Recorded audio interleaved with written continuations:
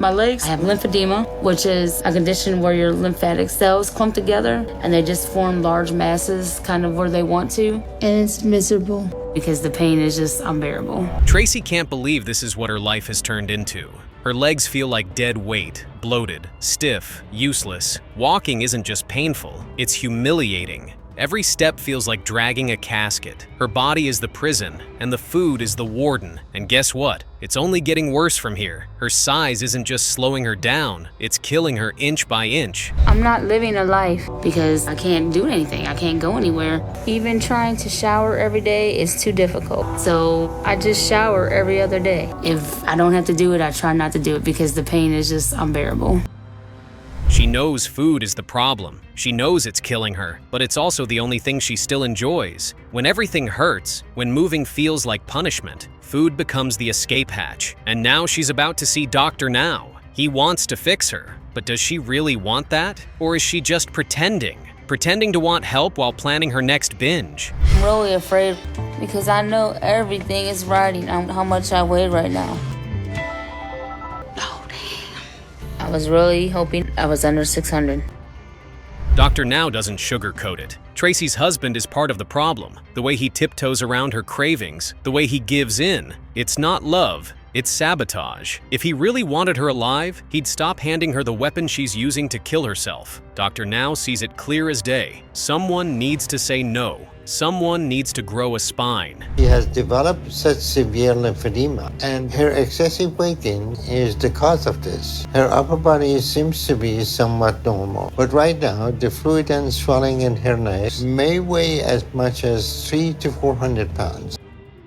Dr. Now lays it out. This won't be a miracle fix. This won't be a neat little movie montage with a happy ending. It's going to be slow, painful, ugly. But it has to start with Tracey dropping the weight. No shortcuts, no excuses. The question is, does she actually have what it takes? Or will this go down like every other failed attempt? After talking to Dr. Now a few weeks ago, I was really scared about how I was eating. So I've been trying to eat more. But I won't lie, I've also been cheating.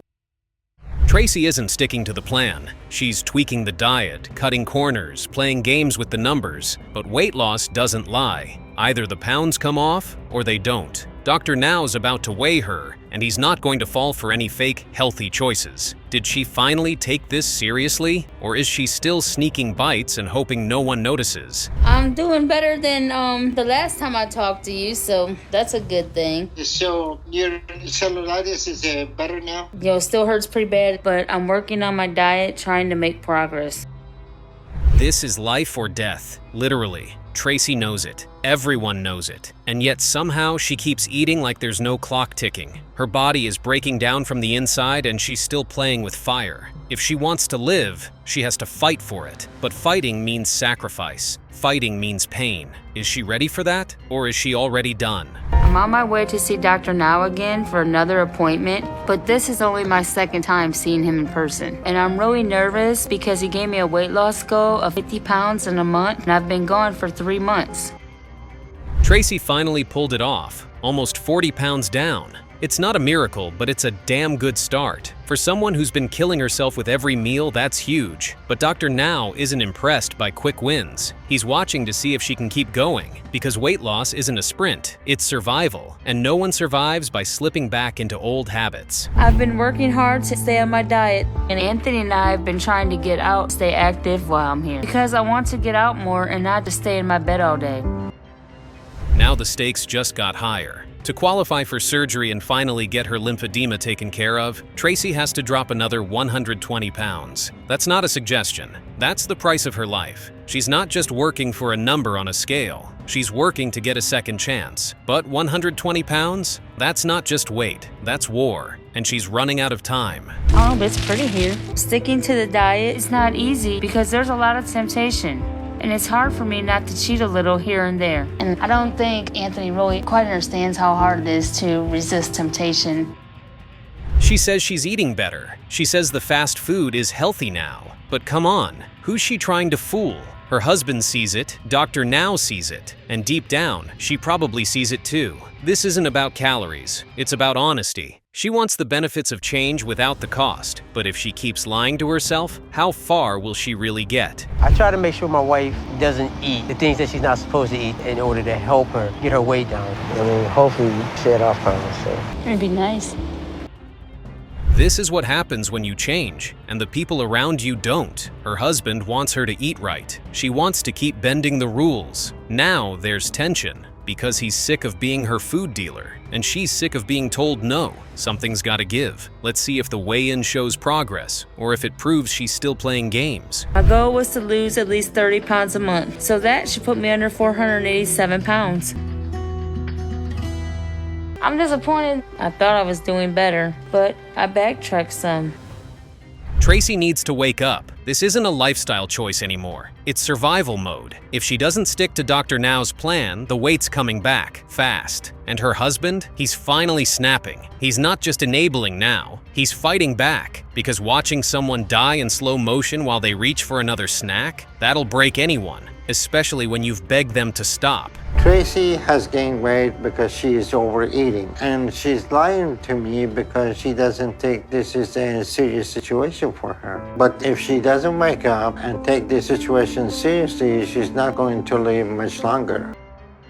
This is it. Last chance. Her infection could kill her if she doesn't clean up her act fast, and yet she's still sneaking chocolates like it's a game. This is the crossroads. Either she fights for her life with everything she has, or she becomes just another sad case. No more sugar-coated lies, no more baby steps. It's all or nothing now. Tracey Matthews?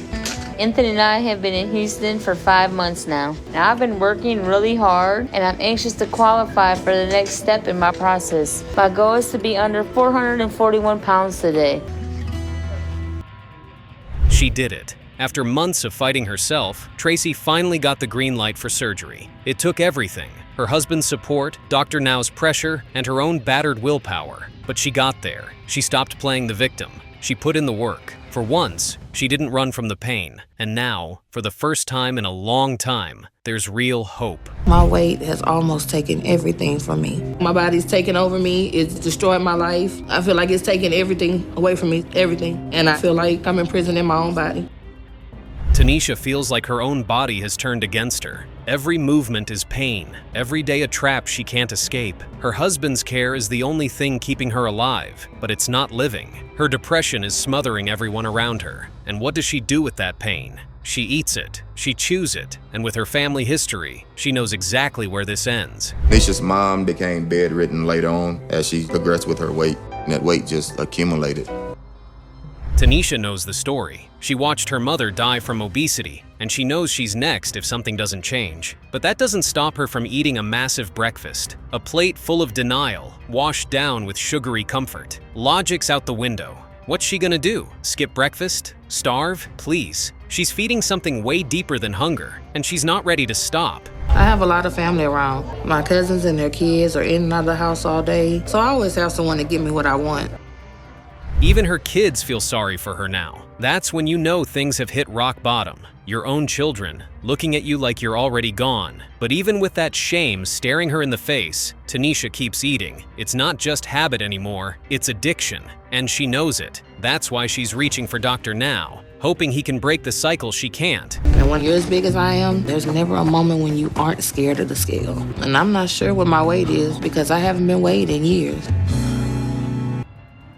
Fast food, soda, chocolates. That's the daily routine. No wonder her health's falling apart. Dr. Now cuts straight to the real issue. Who's buying all this junk? Who's making sure the fridge stays full of poison? Someone is enabling her. Someone's feeding the addiction, literally, because you don't eat 10,000 calories by accident. Someone is loading that gun, and she's pulling the trigger. I don't really want to say. He is, but it's like whatever I want. Whenever I want it, if I want, okay, I'll go get it, Dr. Now doesn't waste time sugarcoating it. Tanisha's heading toward full immobility, fast. And then he asks the big one. How exactly does she think surgery will fix anything if her mindset stays the same? What's the plan? Get the surgery, then go straight back to fast food. He's seen this movie before. Without a total lifestyle change, she's just delaying the crash. Give me hope, motivation. How? Because the reality is that surgery is gonna help one aspect of you. Yeah.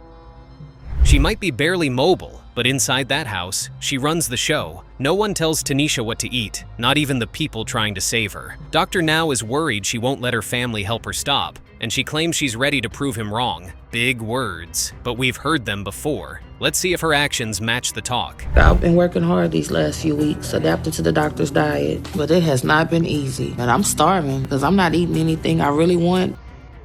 She's finally saying all the right things. She says she's motivated now, really ready. But we've seen that script play out too many times. Big promises, no follow-through. Talk is cheap. What matters is what the scale says. Did she stick to the diet? Did she put in the work? Let's find out how much weight she actually dropped since that first appointment. Dr. Now said I need to lose 30 pounds to get under 558, and I have no idea what the scale's gonna say. But this is the only thing that could save my life right now.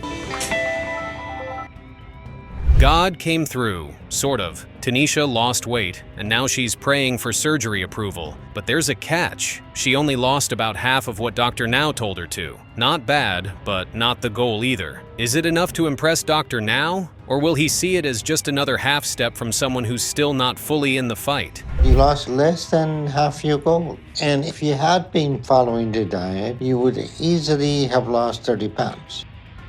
Dr. Now's got a sixth sense for drama. He suspects the husband's not on board anymore. Maybe he's scared of her changing, scared she won't need him if she gets healthy. That's a real thing. Now Tanisha has 1 month to hit her target weight, but family tension might sink her before she even gets close. And Dr. Now knows it. After my last doctor's visit a few months ago, Troy and I started fighting because I felt like he wasn't being supportive of me, trying to get my life turned around for the better. Boom! Her husband wants a divorce. Just like that, her whole world collapses. Now she doesn't even want to keep seeing Dr. Now. And it's not just her falling apart. Her youngest kid is right there, feeling the emotional wreckage of watching their mom spiral. The weight isn't just on Tanisha's body anymore. It's pressing down on everyone around her. It's very hard for me because while I'm seeing all these other people doing stuff for their moms, it makes me sad that I can't do that stuff with my mom. You want heartbreak? Her kid is literally begging her to lose weight and just be present, be alive. And how does Tanisha respond? With a pizza order. It's maddening. She knows what's at stake. She hears the pain. But addiction doesn't care about logic. Still, she agrees to see Dr. Now again. Maybe, just maybe, something finally clicked. Today I'm going back to see Dr. Now. It's been 6 months since I went back to see them, and I'm really hoping he takes me back. I know I haven't been sticking to the diet. Tanisha swears it's not an excuse, but that's exactly what it is. Life got hard, so she hit the drive-thru. Again. She's not the only one with problems, but not everyone eats like they're trying to disappear under a mountain of junk. Dr. Now's not buying it. He's heard it all before. Stress or no stress, the weight won't come off on its own. So let me explain the situation to you. You gain more weight and your BMI is 100. And that's very high risk for any kind of situation if you get even a flu. She keeps saying things are better now, that she's finally ready, but words are smoke. The only truth that matters is what the scale says. If she's serious, the numbers will show it. If not, then nothing has changed. She wants everyone to believe she's turned a corner, but the only proof is weight loss. So, did she actually lose any? I'm at Dr. Now's to see how much progress I made over the last month. He needed me to lose 30 pounds and get under 558, so I'm a little nervous right now. Dr. Now's cautiously optimistic. She dropped more weight. That's good. But good isn't good enough. She's not at the finish line yet. This journey takes grit, not moments of motivation. Will she keep pushing, or will she coast now that she's gotten a little praise? That's the real test. She's closer than ever, but close doesn't count unless she finishes. And I'm also really nervous to see how much weight I gained. I'm just hoping I'm not too much heavier than what I was originally. She says this time is different. This time she means it. But this is the heaviest she's ever been, and talk like that usually fades after a week. She says she's ready to lose the weight for good. But that's easy to say when you're sitting down. Let's see if she backs it up when it's time to say no to the junk. I can't believe it. I'm really glad I hit my goal, and I'm excited for the doctor to see that. But my expectations are low right now, that he'll approve me for surgery. Finally, after nearly 2 years of stops, starts, breakdowns, and setbacks, Tanisha got approved for surgery. It took everything: tears, pain, family chaos, but she clawed her way through it. She didn't quit this time. And that's something to be proud of. For once, she followed through. Good job, Tanisha. Let's hope this is the beginning of the life she was supposed to have. The life that I'm living right now is miserable. And just walking hurts because of all the strain on my body. My knees hurt, my back hurts, my ankles sting. Sarah can't even climb stairs like a human being anymore. She has to crawl, dragging herself up like some wounded animal. It's humiliating. The only time she even bothers going upstairs is to clean, and even that leaves her wrecked. Her life is so small now, confined to the ground floor. But believe it or not, it's about to get worse. She never imagined life would come to this, dragging herself up, breathless, humiliated, inch by inch. This isn't survival, it's pure struggle. But what's even worse is, I know soon I won't even be able to make it up the stairs. And at that point, she's going to have to bathe me on a tarp in the lawn. She doesn't want to be bathed out on the lawn like some stray dog. That's rock bottom. But before she can make changes, Sarah needs breakfast, because apparently, showering burns so many calories she's starving now. And it's not just any breakfast, it's gotta be massive, because when food is your only joy, every meal feels like a celebration, even if it's killing you. And as much as I know this is what's killing me, I literally can't eat enough. So difficult to see your child go through this. It tears your heart out. I had a hard time getting all that food on that plate. For Sarah, food isn't just fuel, it's survival. It's the one thing keeping her from completely breaking down. She lives to eat. That's literally how she defines her existence now. Every day revolves around that next bite, that next hit of comfort. And deep down, it's always been this way. Food is the only constant she's ever had. Every decision now determines if she lives or dies. There's no hiding from that anymore. Because my dad had a drinking problem that led to a lot of fights between him and my mom. And so she divorced him. It was a stressful time in my family because my mom was trying to raise 4 kids, being single. Sarah's only 25, and yet she's already buried under more than 600 pounds of regret. Obesity isn't new to her. It's all she's ever known. This isn't a phase, this is life. Dr. Now knows how hard it'll be to turn that around, but Sarah swears she's ready to try. Let's see how that first weigh-in smacks her with reality. Seeing that number is humiliating, especially with my sister here. I have to do something about my weight. The writing's on the wall. Dr. Now doesn't sugarcoat it. If Sarah doesn't change, she's not making it to her 30th birthday. That's the cold, brutal truth. But how the hell did it even get this bad? Sarah's got her version of the story ready for Dr. Now. Let's hear her explain how she ended up trapped in this body. It says in your chart you're also having trouble getting around and staying mobile. So now is the time to turn things around. It all circles back to family. Dr. Now sees it clear as day. Sarah's relationship with her mom is toxic, and it's feeding the problem. But changing that dynamic? That's the hardest part. She's been tangled up in this mess her whole life. Does she really have the strength to finally break free? We're about to find out. Her mom means well, but love without boundaries has wrecked Sarah's life. It's been that way for years. It's been a bit of a hard month. When I got back home after seeing Dr. Now, I had a falling out with my sister. I had just started to diet, but she felt I wasn't trying hard enough. Well, she made one change, moved away from her sister, the only one pushing her to eat right. Now she's staying with her mom and grandma who, let's just say, aren't exactly drill sergeants when it comes to dieting. Sarah insists they'll hold her accountable. But with her history, that sounds more like wishful thinking than a real plan. Moving back home, it feels easier, but easier isn't always better. Her mom and grandma might love her, but love without limits kills. So you feel pretty satisfied? Yeah, I feel like I'm doing a good job. Yeah, I think you are. I think my grandma thinks I can lose the weight. The camera makes everything look good. Sarah's exercising. She's swapped out junk for veggies. It's picture perfect. But actions speak louder than staged workout clips. She missed her last weigh-in, and we all know what that means. She's slipping. Is she really putting in the work, or just playing the part until the cameras stop rolling? Let's see. But off camera, the slip-ups keep happening. The late-night snacks, the secret meals. Sarah's story is more complicated than what we see.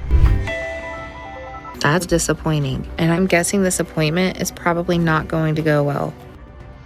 Dr. Now's had enough of the act. Sarah pulled that performance with Grandma for the cameras, but the scale doesn't lie. She's not sticking to the diet. And moving back in with her mom, classic enabler move. Dr. Now's seen this before. She's choosing comfort over accountability, and it's only pushing her closer to the grave. But off camera, the slip-ups keep happening. The late-night snacks, the secret meals. Sarah's story is more complicated than what we see. Friend to your sister. She didn't think I was trying hard enough. She freaked out and didn't want to come anymore. So now my mom's with me. Sarah's addicted to sugar, but Dr. Now isn't sweetening the truth. She's running out of time. Her weight's climbing, her health's tanking. And if she doesn't fix this now, she's dead. There's no other option. The diet isn't a suggestion, it's survival. So, is she finally ready to take that seriously? Or is this just another false start?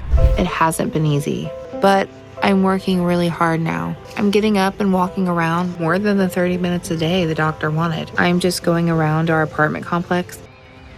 This time, it looks like Sarah might have actually stepped up. She says she's been sticking to the diet, exercising, doing the work, but words mean nothing. Only the scale tells the truth. The weigh-in is here. Time to find out if she's been real about this change or just fooling herself and everyone else. Every decision now determines if she lives or dies. There's no hiding from that anymore. I'm at Dr. Now's for my 3rd appointment, and he said I needed to lose 60 pounds to be below 593 today. And I know that this may be my last chance.